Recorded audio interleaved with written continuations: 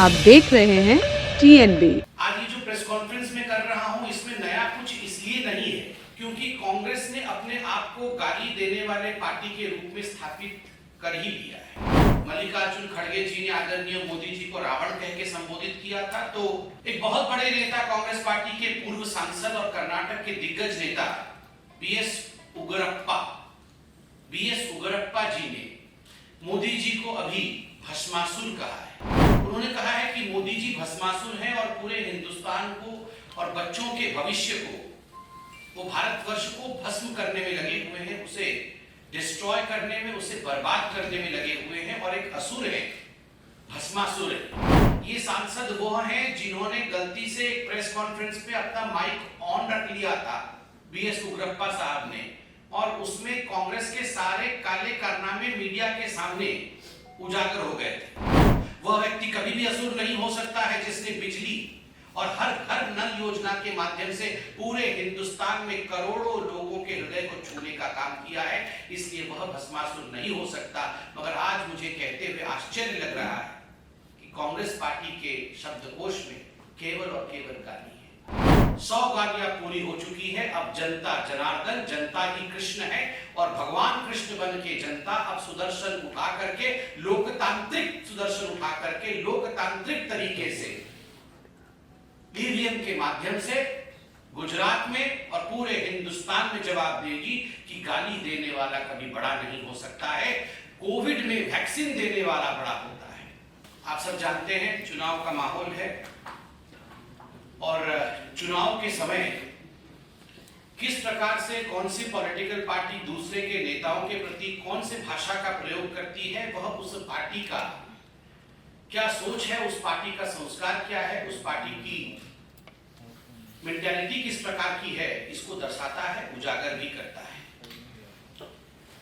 आज ये जो प्रेस कॉन्फ्रेंस में कर रहा हूं इसमें नया कुछ इसलिए नहीं है क्योंकि कांग्रेस ने अपने आप को गाली देने वाले पार्टी के रूप में स्थापित कर ही लिया है।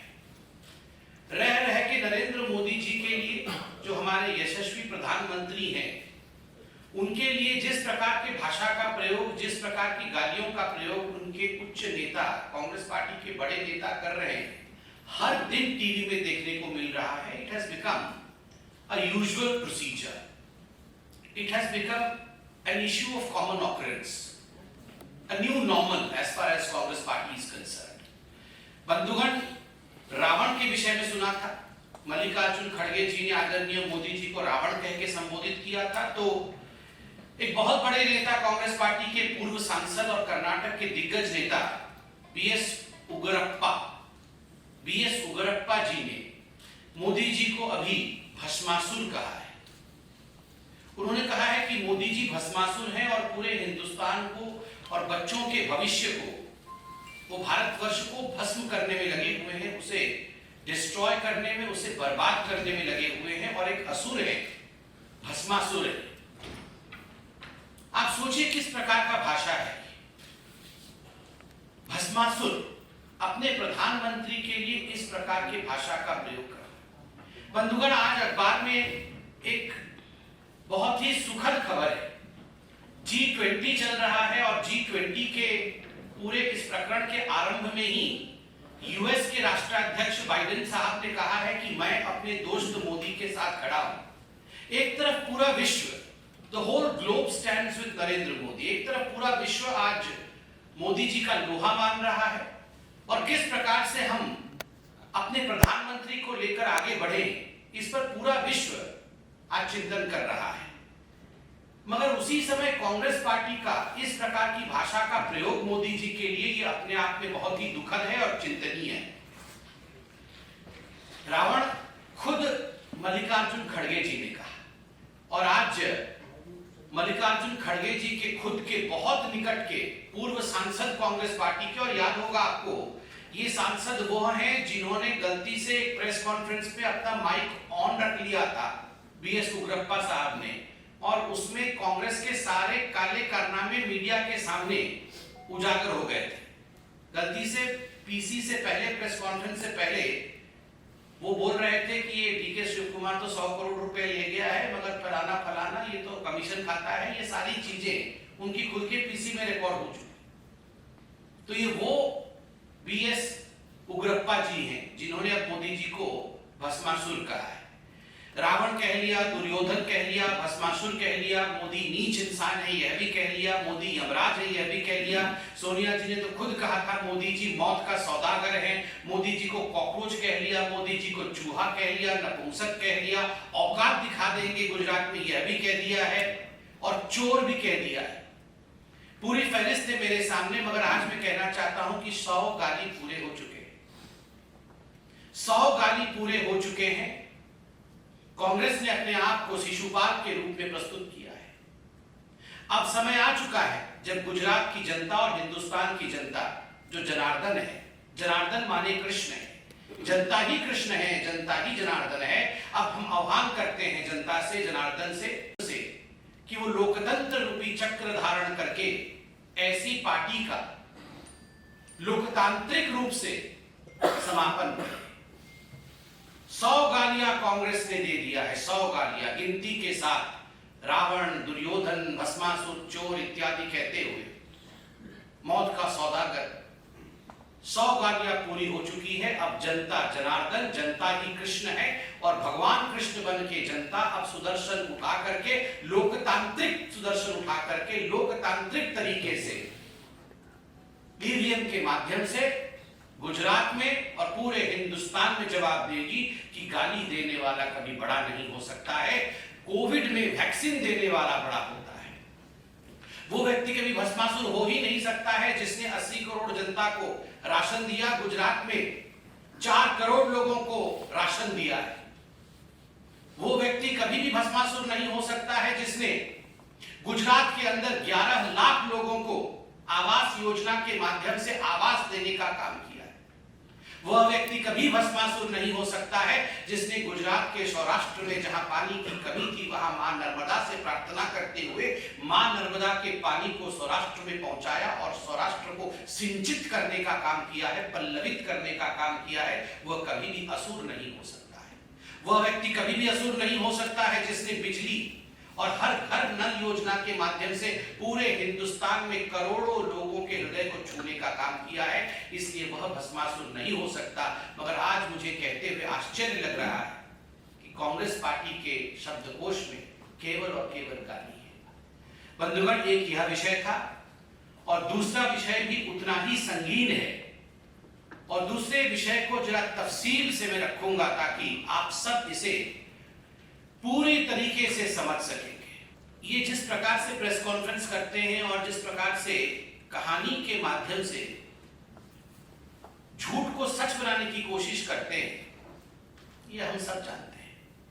अभी चंद दिनों पहले केजरीवाल जी ने कहा कि मनीष सिसोदिया जी को क्लीन चिट मिल गया है और ये जो एक्साइज पॉलिसी वाला घोटाला है, कोई घोटाला नहीं है क्योंकि सीबीआई ने और ईडी ने मनीष सिसोदिया जी के ऊपर किसी प्रकार का कोई चार्जशीट नहीं किया है। मैं अब 5 मिनट लूंगा मगर पूरी तरह से ये जो झूठ अरविंद केजरीवाल जी और मनीष सिसोदिया जी बोल रहे हैं उसको यहाँ पे पर्दाफाश करूंगा और बिल्कुल बताऊंगा कि क्यों ये झूठ है और आने वाले समय पर गाज क्यों मनीष सिसोदिया जी पे गिरेगी।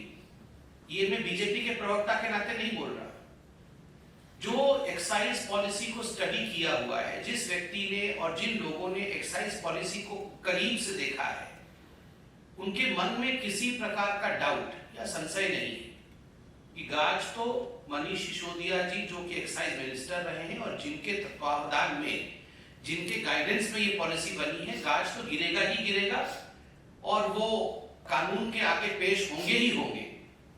ऐसा क्यों है इसके विषय में बहुत डिटेल में मैं नहीं जाऊंगा मगर कुछ आज खुलासा करूंगा। पहले भी बीजेपी ने ये प्रेस कॉन्फ्रेंस किया था, कई प्रेस कॉन्फ्रेंस किए हैं। आप जानते हैं कि ये 32 पेज का एक रिमांड नोट है।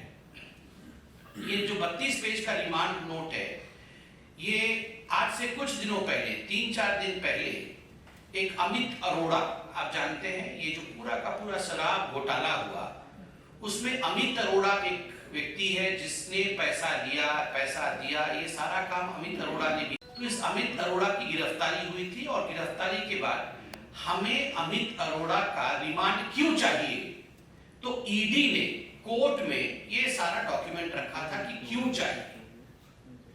तो उस डॉक्यूमेंट में जो 32 पेज का है उसमें कुछ ऐसी बातें हैं जो ये स्पष्ट करता है कि मनीष सिसोदिया के खिलाफ जो एक्साइज पॉलिसी में इन्वेस्टिगेशन है वो ऑनगोइंग है, नंबर 1, वो चल रहा है, समाप्त नहीं हुआ है।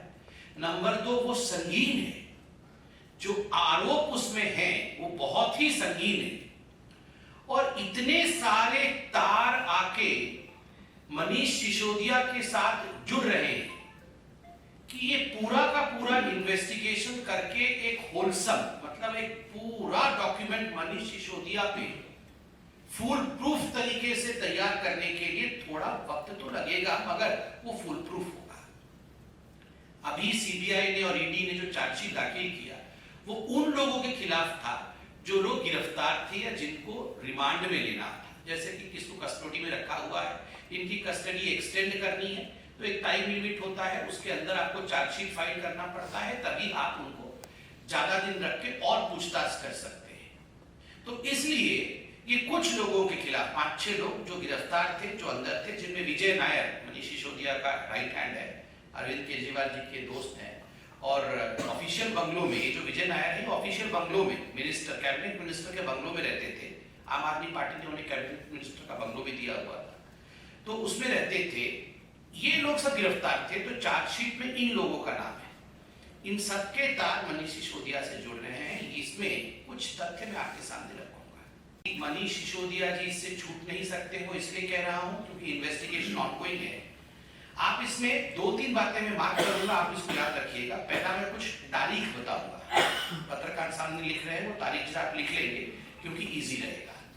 इसमें लिखा हुआ है कि FIR number so and so dated 17/8/2022 was registered by CBI ACB New Delhi against Shri Manish Sisodia. तो मनीष सिसोदिया जी का नाम पहली बार आता है कि 17 अगस्त 2022 को मनीष सिसोदिया के नाम पे एक FIR दर्ज हुआ और ये CBI और ACB न्यू दिल्ली ने किया है। नंबर इत्यादि दिया हुआ है, मैं डिटेल में नहीं जाता हूं। पहली बार मनीष सिसोदिया का नाम, डेट याद रखिएगा क्योंकि कुछ खुलासा हम करने वाले हैं 17 तारीख को। उसके बाद आप देखिएगा दूसरे पन्ने पे फिर से मनीष सिसोदिया जी का नाम आता है और 4th पैराग्राफ में कोर्ट में सबमिट किया हुआ रिमांड कहती है कि the OM मतलब office memo, the OM discloses that Shri Manish Sisodia, Deputy Chief Minister GNCTD of Delhi, Shri Arva Gopi Krishnan, then Commissioner Excise GNCTD Delhi, और Shri Anand Tiwari, then Deputy Commissioner Delhi, Shri Pankaj Bhatnagar, Assistant Commissioner of Delhi, were instrumental in recommending and taking decisions pertaining to excise policy for the year 21-22 without approval of competent authority with an intention to extend undue favors to licenses। तो मनीष सिसोदिया का नाम number 1 पे आता है, बाकी कुछ लोगों का नाम आता है कि ये वो लोग हैं जिन्होंने 21-22 में एक ऐसा एक्साइज पॉलिसी तैयार किया जिसमें अनड्यू बेनिफिट कुछ लोगों को मिल सके, उसके लिए एक षड्यंत्र रचा गया। तो इस कस्टडी नोट में भी मनीष सिसोदिया जी का नाम मौजूद है। 2 तारीख फिर आप याद रखेंगे इसमें। एक तारीख है 20/7/2022 जब Shri Vinay Kumar Saxena, honourable lieutenant governor Delhi के, उन्होंने इसको फ्लैग ऑफ किया था और एक लेटर लिखा था कि इस पर केस होना चाहिए। और 22/7/2022 2 दिन के बाद इस पे FIR रजिस्टर किया गया, अर्थात जो लीडर्स ऑफ आम आदमी पार्टी ने क्रिएट किया था टू रिसीव किकबैक्स लेने के लिए, घूस लेने के लिए और पैसे पाने के लिए डिवाइस क्रिएट किया था। तो ये लीडर्स कौन है मैं भविष्य में बताऊंगा। अब आप आगे देख सकते हैं, इसमें आता है GOM, ये पेज नंबर 5 में है कि ग्रुप ऑफ मिनिस्टर्स। तो ग्रुप ऑफ मिनिस्टर्स जिसके अंतर्गत ये पूरी एक्साइज पॉलिसी बनी was headed by whom, Manish Sisodia. तो ये पूरा जो ग्रुप ऑफ मिनिस्टर्स है जिसके अंतर्गत ये सब कुछ हो रहा था, तो उसके हेड मनीष सिसोदिया है। तो स्वाभाविक है जब गलती आप करते हैं तो आपका जो हेड होता है, जिसके निर्देश पाकर आप गलती करते हैं, तो हेड के ऊपर ये सारा विषय जाता है। तो मनीष सिसोदिया जी का नाम दोबारा आता है GOM के माध्यम से। कई जगह इसी प्रकार आप देख सकते हैं, मैं आपका समय नहीं लूंगा क्योंकि विषय पे आना है मुझे। कई जगह और GOM और मनीष सिसोदिया का नाम पेज नंबर 10 पे भी आता है कि GOM went against the suggestions of the expert committee and the public comments। तो एक्सपर्ट कमेटी के खिलाफ में गया और पैसा पाने के उद्देश्य से मैनिफाइड इंटेंशन के माध्यम से मनीष सिसोदिया ने काम किया। यहाँ भी मनीष सिसोदिया जी का नाम आता है।